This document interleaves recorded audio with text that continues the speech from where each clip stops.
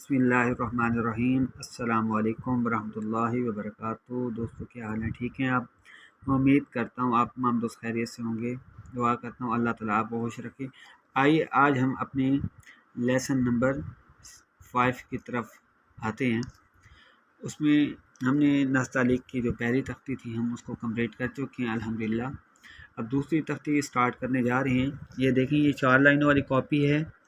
अलिफ आएगा हमारा ऊपर वाली, बे अलिफ आएगा ऊपर वाली 3 लाइनों पे बिल्कुल सीधा, ठीक है।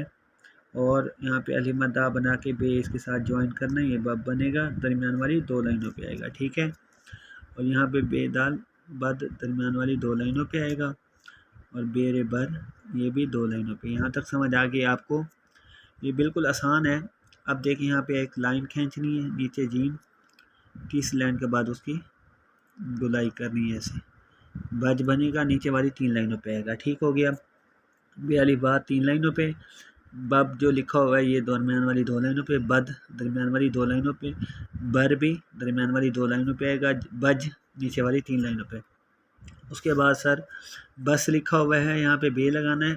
अब 1 2 ये 3, दोबारा देखें, बे हो गया, 1 2 ये 3। अब तीसरी लाइन के बाद उसकी गुलाई, ये दरमियान वाली 3 लाइनों पे आएगा। और यहाँ पे बस लिखा हुआ है, स्वाद का पत्ता बनाना है, थोड़ा सा नीचे लेंगे। अब 30 लाइन के बाद इसकी गुलाई। याद रखना, ये जो जितने भी हम लफ्ज़ लिख रहे हैं, जो हमने अलिफ से लेकर ये तक लिखा था, लफ्ज़ सेम वही है, सिर्फ ऊपर वाली शक्लें उसकी चेंज हो जाएंगी। और उसके बाद ये बश लिख रहे हैं, 30 लाइन के बाद उसकी गुलाई करेंगे।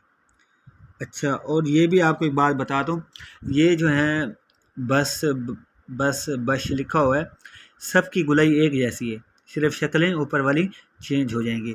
और उसके बाद आगे हम लफ्ज़ लिख रहे हैं बत, बे अलिफ बनाना है, फिर यहाँ पे तोई का पत्ता बना देंगे, ये बत बन जाएगा।